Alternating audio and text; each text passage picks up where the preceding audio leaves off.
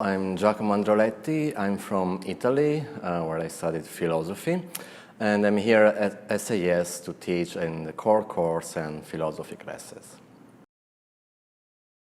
I studied philosophy since my bachelor. I studied philosophy at the University of Milan. During my PhD, I spent 2 semesters at Columbia University in the city of New York. So I've been studying pretty much philosophy since I was 18 and studied a little bit of physics too, but philosophy is my main interest.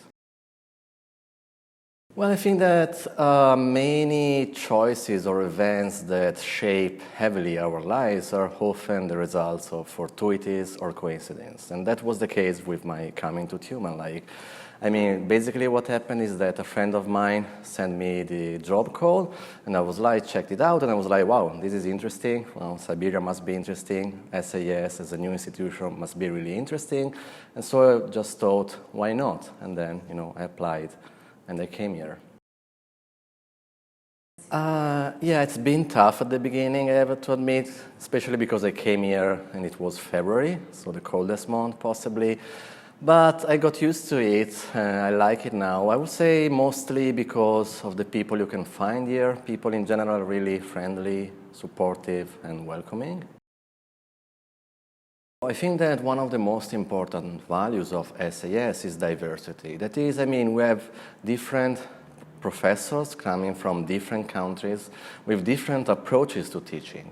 And I think it's really good for students to engage with different ways of education, right? First of all, we have very different subjects. Students get to study a variety of subjects that all come with different approaches. I think it's really good that students have this opportunity to engage with such diverse ways of studying and approaching the world.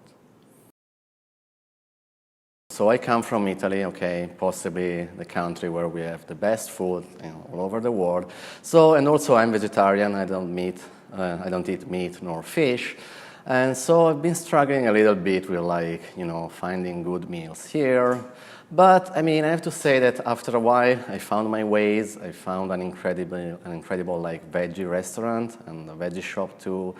I can find vegan proteins and all sorts of stuff like tofu. So I got used to this side of living here. So here at SAS, I teach a class on time travel and philosophy of time. Well, I got interested in time travel a while ago because it raises a lot of philosophical puzzles or paradoxes. Time travel is a really intriguing topic in philosophy, and students generally like to take this class and thinking about the possibility of time travel. The main question, I would say, in the debate in the philosophy of time travel is whether time travel is possible. Because again, time travel, if we start thinking about time travel, all sorts of paradoxes arise, For instance, you can think something like, well, what if I travel back in time, find my grandfather, and I kill him before my father was born, right?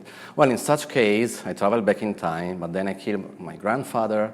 My father will never be born. I will never be born. So how come I can travel back in time?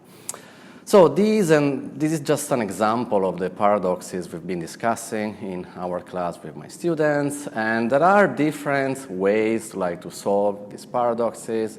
It's intriguing to check at them, to think about how these paradoxes can be solved, and that's pretty much what we do in our class. The short answer, the one I believe in, is that yes, it is possible. We might not have the necessary technology now, but from a physical and metaphysical perspective, I think that we will be able to time travel in the future, of course. In short, it can be formulated this way. The idea is that, well, how come people change over time and yet they are the same? For instance, I'm very different from how I was last night, right? When I went to sleep, I was sleepy, I was in a bad mood, Whereas this morning, in front of this camera, I'm still a bit sleepy, but not too much, not grumpy anymore, I'm in a better mood, many things changed, So I'm different from how I was yesterday, but yet we want to say that I am the same person, right? The person that went to bed yesterday at my apartment and this person, they are the same person, okay?